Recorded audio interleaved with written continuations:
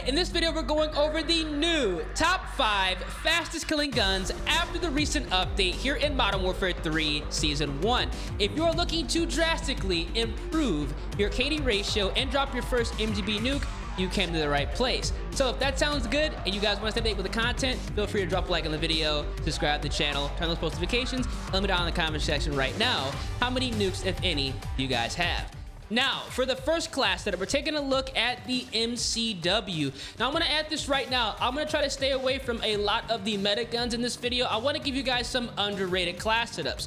For the first attach, we are going to rock the RECOIL PSL grip to increase firing aiming stability, gun kick control, and recoil control. This is going to be a great attachment on the MCW, allowing you to use this weapon at longer ranges. Now, to go ahead and extend that long-range combat capability, we are going to rock the RECOIL Heavy stock to further increase recoil control, gun kick control, and tac stand spread as a nice bonus here. This is going to be a nice attachment on this weapon because we want to go ahead and be able to outgun a lot of the Holger 5.56 users. For the optic, we are going to be rocking the Mark III Reflector. I love the Mark III Reflector on this weapon because we have an open-ended optic. We can use this gun incredibly easily at medium longer ranges, and if you do get into a close range engagement, because it is open-ended, it's not going to be obstructing your vision, which is going to be a massive W. We're skipping over the laser. These are going to be completely irrelevant on a build like this, and we're also going to skip over the barrels on the MCW. This and a couple of the other assault rifles don't really benefit from a barrel attachment, so we're able to go ahead and run something different, and in all reality, this is going to be a huge plus to this gun. Now, for the muzzle, we are going to rock the VT7 Spirit Fire Suppressor. Whenever we can run this attached without completely destroying the close range handling, we're going to do it. We're going to have increased recoil control, bullet velocity, damage range, and we're taking ourselves off the radar so we can run on their spawn and build up a quick and easy streak. Now, finally, for the underbarrel, we are going to rock the SL Skeletal. This is going to be a fantastic attachment on the MCW because we're taking advantage of both close ranges and long ranges with this attachment. We're going to have increased aim down sight speed, sprint to fire speed, and vertical and gun kick control. Overall, a great attachment to run on a well-rounded assault rifle. Once you go ahead and jump into the firing range, you're going to see here we have a class setup that's going to have great handling, great ADS, and obviously it's going to have zero recoil. It's going to be a melt machine. This is one of the best assault rifles in the game to use right now, and a good candidate to go ahead and kind of combat the Holger 5.56.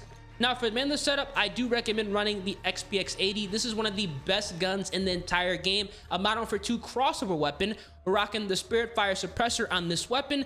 We have on the Elevate 11 barrel. We're rocking the Box 4 laser. We are going to be running the PVZ 890 tactical stock on this gun, as well as the Bruin Lynx grip. I love running a sniper secondary because if there are some people in some hard to reach areas, and also if the lobby is slow, this is going to be a great gun to go ahead and use to get some very quick and easy kills. We're also going to run stem shot, proximity mine, munitions box, quick grip gloves to swap weapons faster, as well as bone conduction headset to hear footsteps and gunfire a lot easier. If you're ever wondering how I'm able to rock two primaries, an AR and a sniper, it's the gunner vest. This is going to be the best vest in the entire game. The assassin vest is a close second. We're going to have overkill, max ammo, as well as fast reloading, and we still maintain the field upgrade. When you run the overkill vest, you lose this. When you run the assassin vest, you lose this as well, and we don't want that to happen. So this is going to be overall the best vest to run.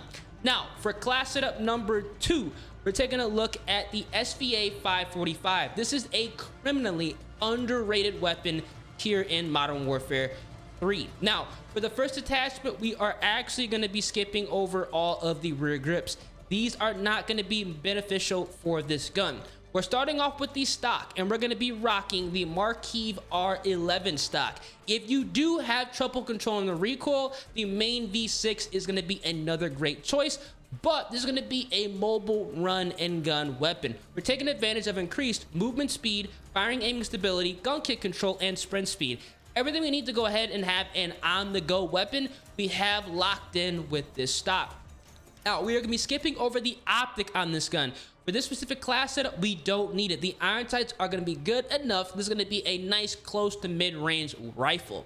Now we're skipping over the lasers. These are going to be irrelevant. This gun is already going to be incredibly effective at close range, so there's no need to go ahead and bump that up. Now we are going to rock a barrel, and the STV precision is going to be incredible here because we're having increased aim idle sway, bullet velocity and range, which is going to be huge, gun kick control, and recoil control. In order to go ahead and extend that medium to long range potential, we're going to be running this. It's going to be a great attachment specifically for this class.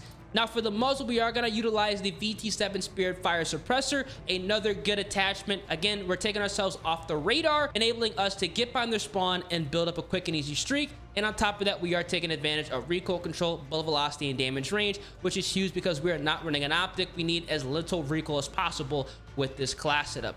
Now for the underbarrel, we are going to rock an attachment you're going to have to unlock through the armory system, the FTech MSP98 hand stop. This is crucial for this class setup. If you don't have this unlocked, get it unlocked immediately. We're gonna have increased aim walking speed, vertical recoil control, gun kick control, and movement speed. Literally everything we need to lock down close, medium, and long range engagements we have with this underbarrel. This is a fantastic attachment that you should start running on a lot of your assault rifles if the class setup dictates it.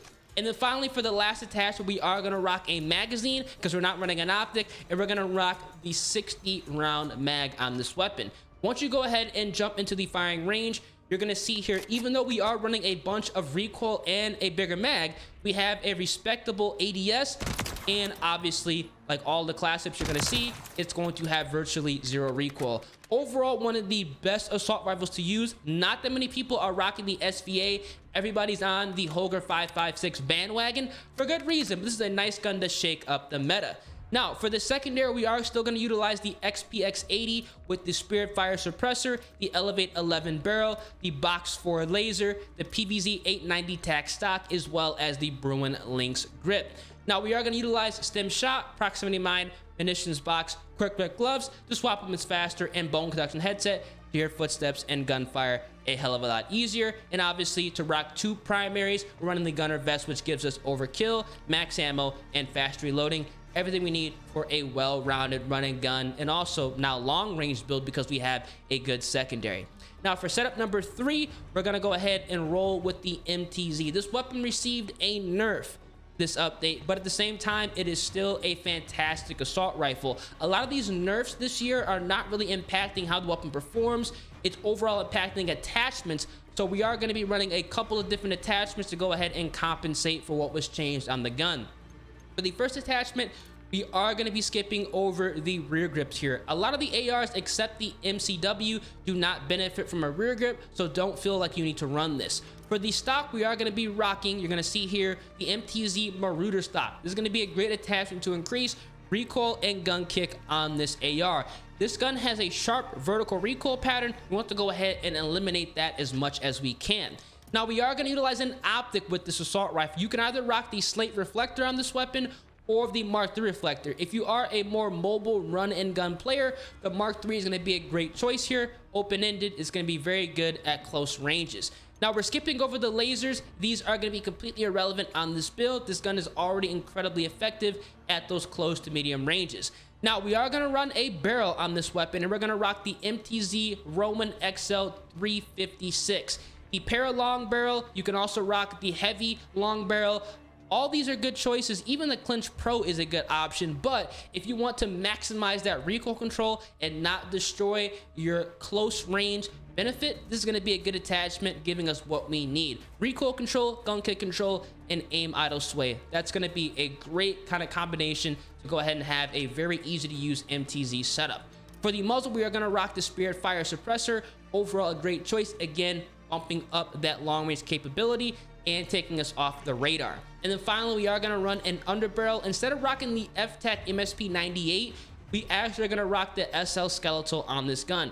If this weapon did not have as much vertical recoil, I would run that, but we are going to rock this to go ahead and alleviate that. We're going to have aim down sight speed, vertical recoil control, gun kick control, and sprint to fire speed. Just a nasty attachment to run on the MTZ, because once you go ahead and jump in the firing range, you're going to see here this class setup is going to have great handling, a lightning fast ADS, and it's going to have virtually zero recoil as well, like all of my setups in this game. Definitely go ahead and give this a go. Another assault rifle to combat the Holger 5.56 meta that we have currently. Now for the secondary, we are going to be rocking again the XPX80. We have on the Spirit Fire Suppressor, the Elevate 11 barrel, the Box 4 laser. We're running the PVZ 890 tac stock as well as the Bruin Link script. Overall, a fantastic class setup and a good secondary. We have the stem shot, proximity mine, munitions box, quick grip gloves to swap weapons faster, as well as bone conduction headset. Again, your footsteps and gunfire a lot easier, and we are utilizing the gunner vest to have 2 primaries, max ammo, as well as faster reloading. Just a nasty setup, again, that you cannot go wrong with after the update in season 1. Now for class setup number 4, we are taking a look at the Rival 9, a very good submachine gun. A lot of the pros are running this, but in pubs I see a lot of people rocking the WSP Swarm as well as the Striker 9. Now for the Rival 9, we are going to be kind of following suit with some of the other AR builds. We're going to be skipping over the rear grips. These are not going to be important on this class setup. We are starting off with the stock, and even though it does say the close quarters assault stock, it's still going to be effective at longer ranges, bumping up that gun kick control as well as recoil control. I like to say the Rival 9 is the mini MCW. It's kind of more of an assault rifle, but that actually isn't a bad thing. We're not going to run an optic. The iron sights are some of the cleanest in the entire game, so it's going to be a good chance to take advantage of some other attachments that we may or may not be able to run if you have to run an optic. Now, we're skipping over the laser. This gun is going to be incredibly good at close range, even though we are kind of building it for an AR type of approach. We can skip over this. For the barrel, we are going to be running the Rival C Clear Shot barrel. This is phenomenal, increasing that range. We're going to have aim out of sway control ability, bullet velocity, damage range, and recoil control. Overall, a fantastic attachment on this submachine gun, and when you equip it, it kind of looks like the MCW in a way. For the muzzle, we are going to be rocking the Colossus suppressor, not the Colossus suppressor S, the regular Colossus suppressor, to bump up recoil control and taking us off the radar. There are a lot of good muzzles to use on submachine guns, but you want to be careful to not completely destroy your close range potential. This is going to be kind of giving us the best of both worlds here. Now for the underbarrel, again, I highly recommend you guys unlocking the F-Tech MSP 98 hand stop, a phenomenal attachment on a gun like this to increase movement speed, gun kick control, vertical recoil, and aim walking speed. Literally an attachment tailored for a weapon like this, and a build that we're transforming a submachine gun into an assault rifle.